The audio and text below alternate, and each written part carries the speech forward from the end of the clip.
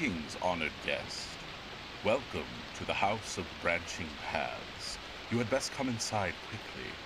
I am not sure that it was wise for the Circle to invite you on this night of all the nights of the year, but it is not my place to question them. Please, follow me and stay close behind. The veil between worlds is weakest on this night, and thus the possibilities of the house are running wild. Pay no attention to any of the voices you may hear other than my own, and please keep your eyes trained on the light of the candelabra I am carrying. It would not do to look too deeply into the shadows this evening. Tonight, the Circle has gathered in the crypt, as is their yearly tradition. The crypt, you see, is only open on this night, and they are most eager to share it with you. Ah, here we are. We may breathe easy for a time now, for we have arrived, and now I leave you in the relatively safe company of the Circle. Oh, welcome, honored guest. I baked a soul cake for you, as today is a very special occasion after all. Happy All Hallows Eve! You know, Morgana, I do believe soul cakes were an 8th century sort of treat. Our honored guest may prefer something they eat now called candy corn, or perhaps a chocolate bar.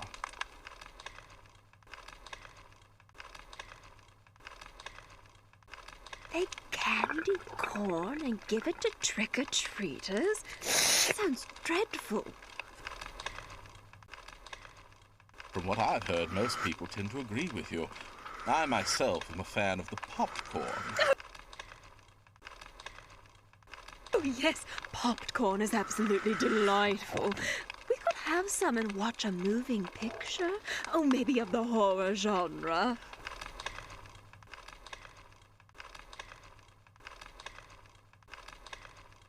Absolutely, dear Morgana, but our picture shall have to wait for now. I do see something else catching my eye. Yes, I do believe I see the crackle of a story on those flames. The fire burns bright, with stories ever knowing. Story I see burning particularly bright. It is one that not even we have the answer to. Of course, I have my speculations. As do we all of what happened that fateful evening. Do you think, perhaps, if dear Ichabod did meet his demise, we might speak with him tonight? After all, it is Halloween, and we know...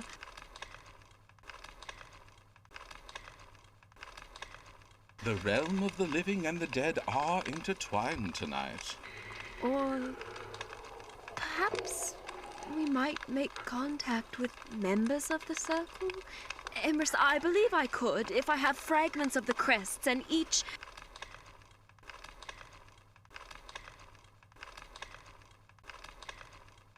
No, Morgana, we don't want to believe they are gone. They will return. But I just thought, since we could speak to the souls tonight... We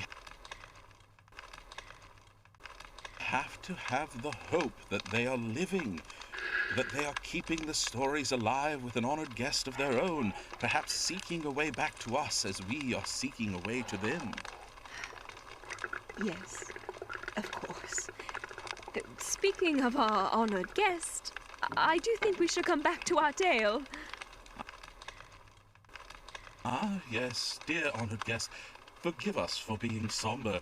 This story can be seen as a bit melancholy, but also very mysterious. That night at the Von Tassels was simply splendid. You remember Washington Irving there? He was such a little detective. After all was said and done, the poor dear sat round interviewing everyone he could to get the story out. And successfully published this short story in 1819, along with a collection of other stories and essays in a larger book collection. We, of course, take you back to enlighten and frighten you with The Legend of Sleepy Hollow.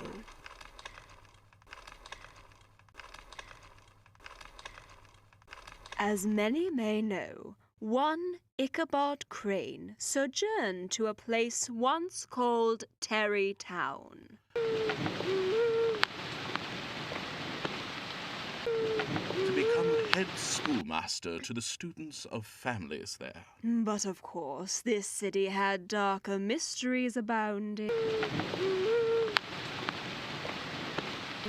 And you may now know it more commonly by the name of Sleepy Hollow. And one of those mysteries was revealed to Ichabod at a party held by one of the most affluent families of Sleepy Hollow, the Van Tassels. Where Brom Bones detailed the legend of the horsemen to the partygoers.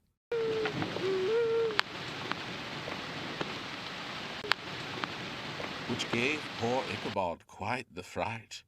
And we join him now on a night ride with his sturdy horse, alone. Ichabod.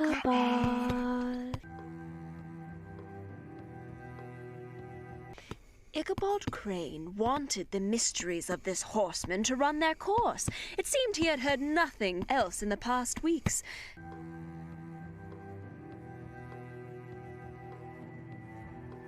Especially now, as he was alone, only his horse with him, and it was the dead of night.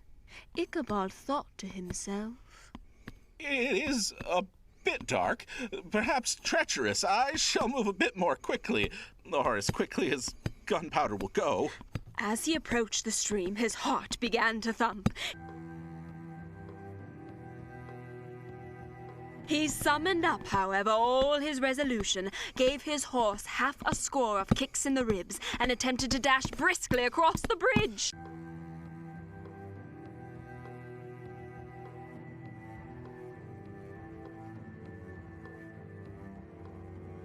Come on, gunpowder! That's it, old boy! But instead of starting forward, the perverse old animal made a lateral move and ran broadside against the fence.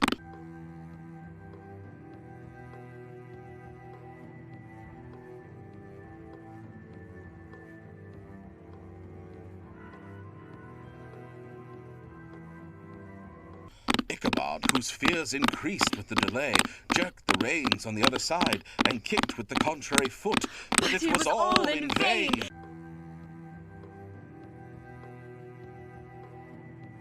His steed started, it is true, but it was only to plunge to the opposite side of the road into the thicket of brambles and alder bushes.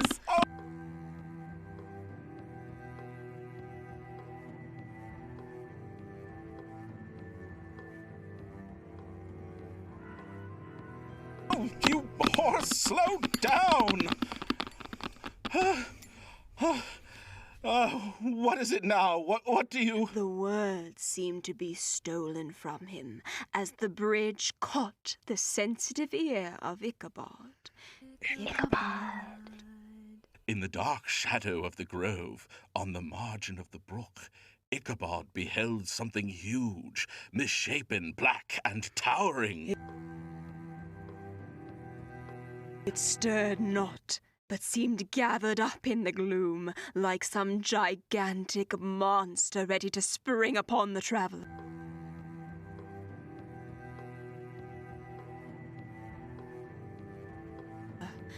The hair rose upon his head with terror as Ichabod thought.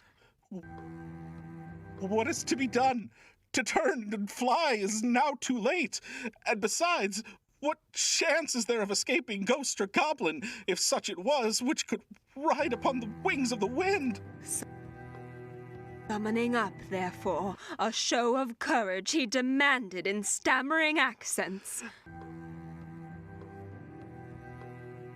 Who are you? He received no reply. He repeated, Who are you? Still there was no answer. He attempted to ride forward while whistling a tune to himself.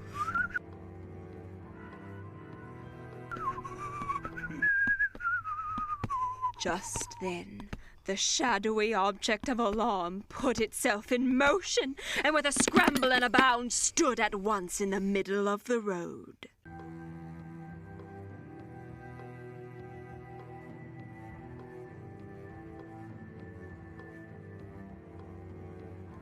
He appeared to be a horseman of large dimensions, and mounted on a black horse of powerful frame. The horseman kept aloof on one side of the road, jogging along on the blind side of old Gunpowder.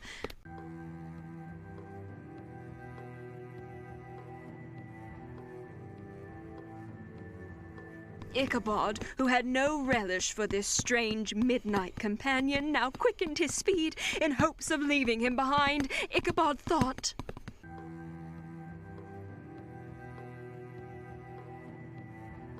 Mayhaps I shall lose him.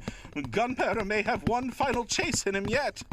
The stranger, however, quickened his horse to an equal pace.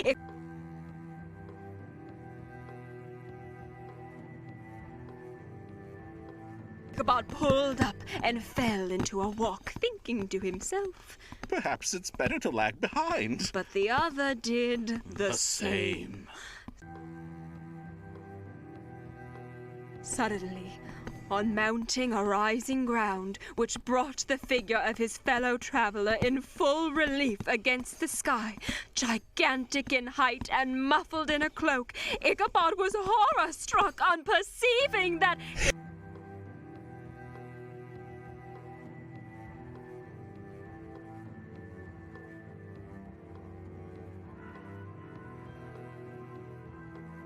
He was headless. His head! Where is his? But Ichabod's thoughts halted, and his horror was still more increased on observing that the head, which should have rested on his shoulders, was carried before him on the pommel of his saddle. His terror rose to desperation. He rained a shower of kicks and blows upon Gunpowder.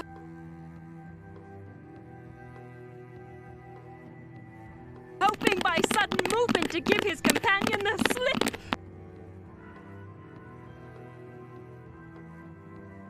Come on, Gunpowder, faster! We can lose them, please, please! Ichabod screamed, but the spectre started full jump with him, and then they dashed through thick and thin. Stone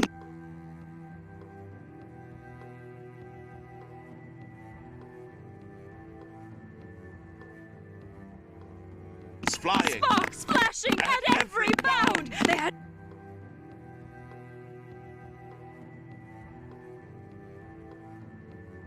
now reached the road which turns off to Sleepy Hollow, but Gunpowder, who seemed possessed with a demon, made an opposite turn.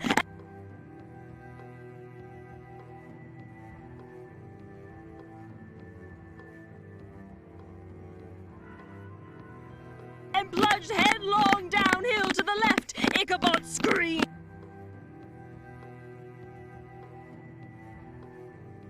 Ah, Gunpowder! Stay! Stay on the path! But this road led to where it crosses the bridge, and just beyond swells the green knoll on which stood the church.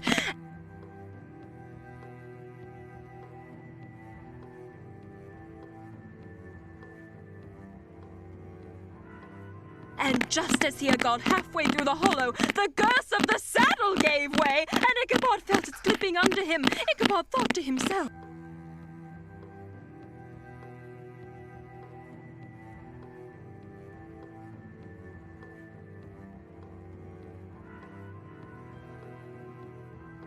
I need to seize it by the pommel.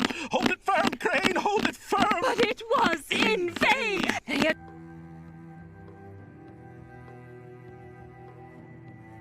just time to save himself by clasping old Gunpowder around the neck when the saddle fell to the earth.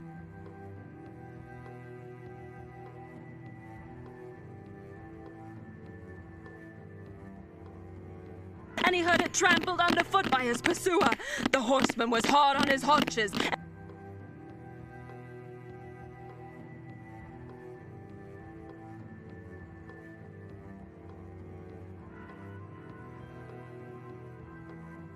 And he had much ado to maintain his seat.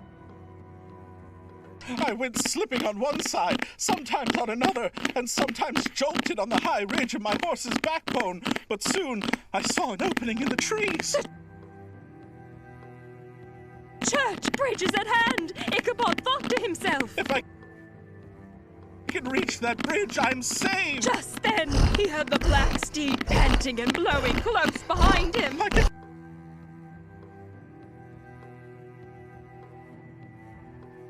feel its breath! Oh. Gunpowder sprang upon the bridge. He thundered over the resounding planks. He gained the opposite side, and now Ichabod cast a look behind. I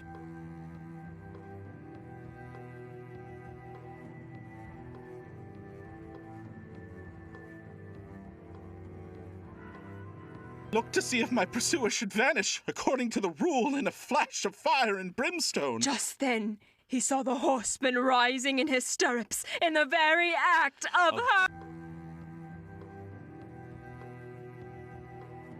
hurling his head at him. I tried to dodge the horrible missile, but Too late.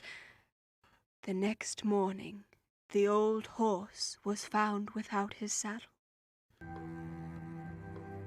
And with the bridle under his feet, soberly cropping the grass at his master's gate. Ichabod did not make his appearance at breakfast. Dinner hour came, But no Ichabod. The students assembled at the schoolhouse and strolled idly about the banks of the brook.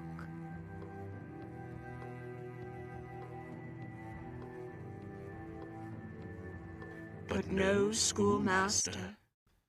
In one part of the road leading to the church was found the saddle, trampled in the dirt, the tracks of horses' hooves deeply dented in the road, and were traced to the bridge, beyond which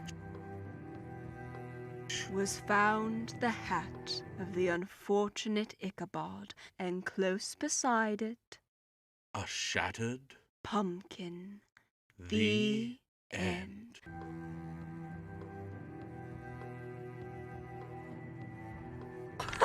I must catch my breath after that retelling. Yes, our stories always feel so present, but this one, I may have to keep my lantern on me tonight. Ooh, lanterns? Oh, we could pay homage to dear Stingy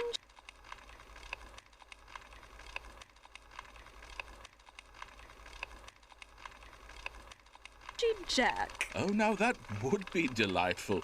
Oh, honored guests, we must journey out to the garden. And not for a pumpkin, for turnips. Yes, honored guests, you may not know, but the idea of a jack-o'-lantern came from a carved turnip carried by that trickster, Stingy Jack. Did you ever meet Jack? Meet him? You know, he tried to create his own seal to insert himself into our circle. I'd like to see what his rendition looked like. Honored guest, he was a clever one. Mischief at its best.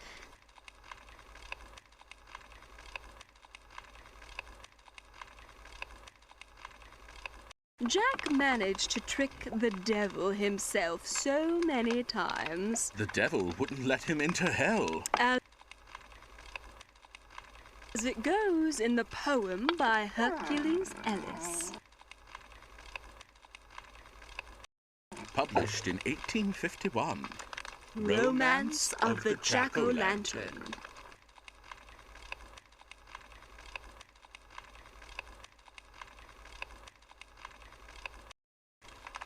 Greater churl was never known on this earth than Stingy Jack. From his door the poor were turned, unrelieved and cursed and spurned.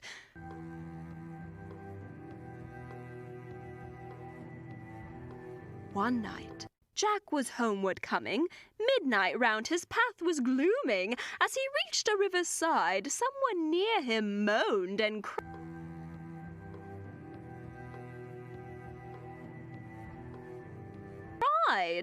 For the love of heaven, he said, mercy have and lend me aid. Wayward traveler am I. Leave me here and I shall die. Stingy Jack's hard heart was touched. Quick the stranger he approached, raised him up upon his mare, and brought him home and fed him there. Grey-haired wanderer down he lay, but before the break of day, to the bed of Jack he hies, winged like Zareth of the skies. Heavenly beauty graced his face, heavenly brightness filled the place, when Jack, starting up, had woke. Thus the angel smiling spoke. Though called a churl by all around, Mary in your heart I've found. Ask 3 gifts, I'll give them you, and my blessing add thereto. Greatly at all this, Jack wondered long. What he should ask he pondered. Scratched he often his shock head, then thus to the angel said, I wish whoever takes me chair may be fastened firmly there. He to chair and chair to ground, till my leave to go be found. Next, I pray, whatever fools meddle with my box of tools may be fastened to the wall, till to let them go I call. Thirdly, sir, I would implore that who breaks my sycamore may be fixed fast to the tree, till I choose to set him free. All these boons I grant to you, and my blessing add thereto. Saying thus, the angel sighs, and from thence to heaven he flies. For when choice like this is given, if the chooser ask not heaven, nevermore by deeds or prayer shall the spurner enter there. But although this doomed to hell, stingy Jack on earth throve well. Large his flocks and strong his health, wide his lands and great his wealth. Now years have flown and youth is gone, and Jack's last day is come, and the devil sends a servant up to fetch the old man home. At Jack's hall door the servant knocks and bids him come away. Jack opens the door and asks him in and says, Sit down, I pray. In Jack's own seat the servant sits, and there is fastened tight. Jack takes his flail, and without fail he flogs him left and right. And as he scored, the flunky roared. At length he firmly swore that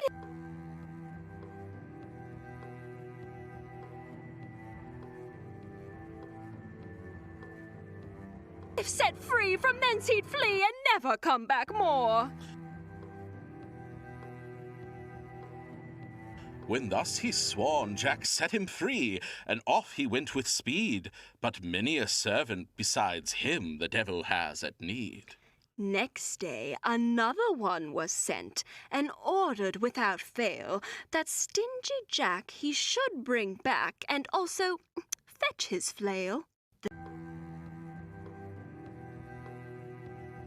The second servant now came in, with cautious step and slow, and told Jack in his master's name to hell he straight must go.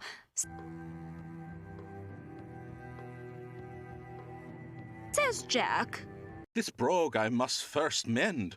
Barefoot I could not crawl. So put your hand in yonder box and hand me down my all. Within the box he poked his hand, and there is tightly held. Then Jack applied his famous flail until the flunky yelled.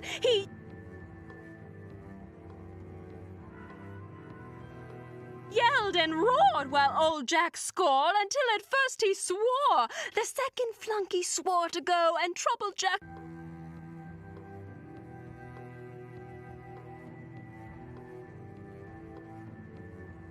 no more.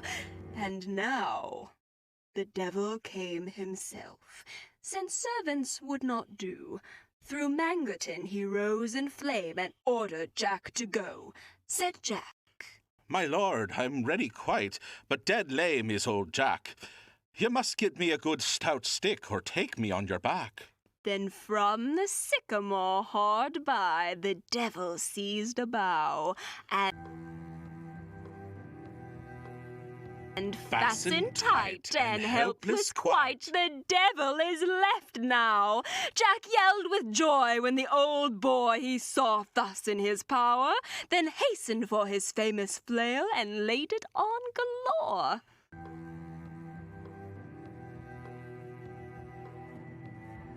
So loudly howled the devil then, his roars were heard quite plain, in Germany and Italy, and even in far Spain. Upon his back 3 flails broke Jack, and still he lathered on, nor did he stay his work that day until the setting sun. Then by his horns the devil swore that if Jack let him go,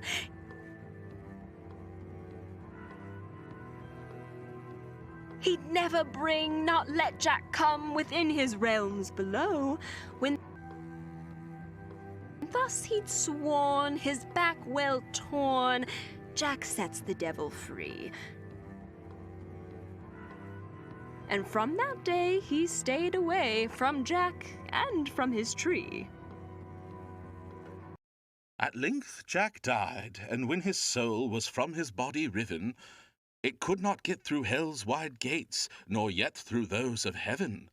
By his free choice he lost the last, and Satan did not fail his oath to keep, and Jack to sweep from hell's gate with his flail.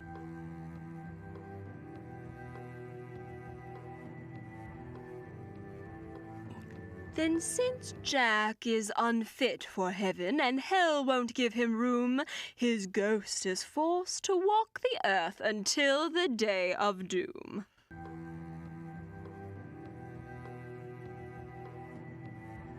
A lantern in his hand he bears, the way by night to show, and from its flame he got the name of Jack-o'-lantern now. We may need those lanterns. The fire seems to depart. For now, honored guests, we must say goodbye. Yes, my friend, I do believe I see the crackle of a story on those flames. But for next time... The fire burns low, with stories ever glowing. Oh, and remember as you go forth on those darkened paths tonight, remember what Ichabod did not. Keep your head. And happy Halloween! Other guests, come, follow me. You mustn't stay at our house too long, or you may become a permanent resident.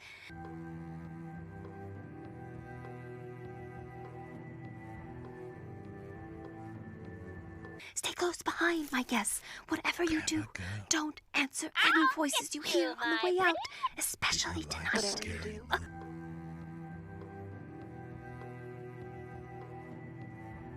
But do come back.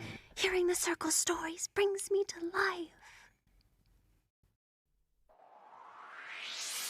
You have been listening to The House of Branching Paths, a theatrical podcast experience created by Mark Kilmer and Caroline Miller.